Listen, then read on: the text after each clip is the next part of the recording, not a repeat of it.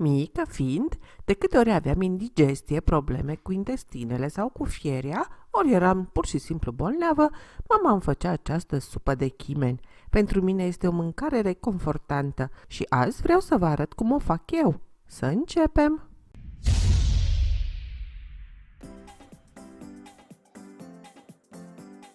Supa de chimeni se servește cu crutoane.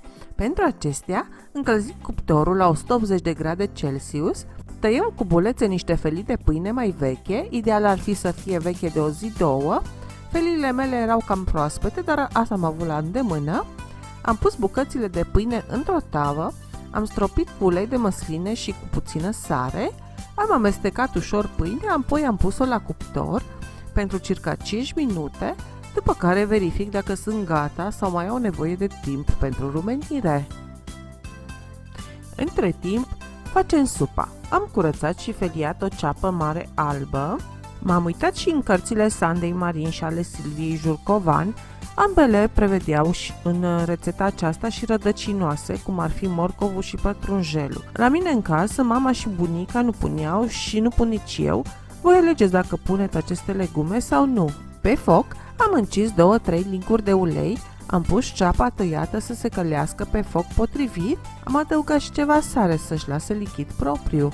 Am călit-o până s-a înmuiat ușor, având grijă în acest timp să nu se rumenească și să nu prindă culoare. Adaug și chimenul. 4 linguri pun pentru o aromă puternică. Puteți pune mai puțin dacă vreți o aromă mai subtilă.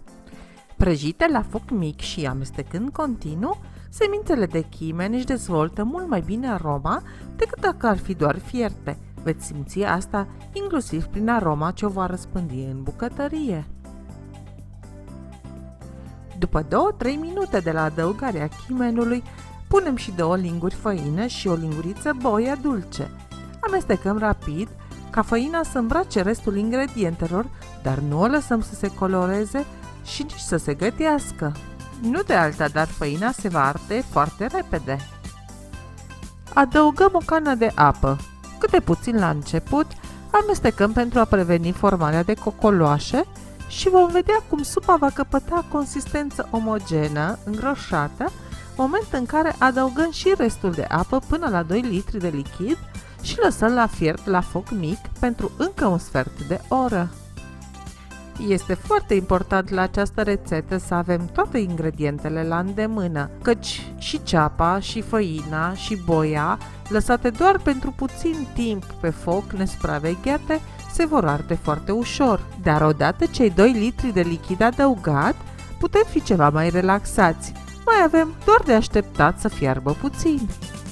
Când supa e gata, strecurăm dintr-o sită lichidul de ceapă și chimen, adăugăm crutoanele și sare și e gata de servit. Știu că nu e cea mai arătoasă rețetă și am înțeles că nici nu este prea cunoscută în afara Ardealului, dar mie îmi place și, prin urmare, vă recomand cu drag și vouă. Nu uitați să dați un like și o abonare. Vă aștept la povești pe marginea acestei rețete în comentarii. O zi rotnică și minunată vă doresc în continuare. Bye bye!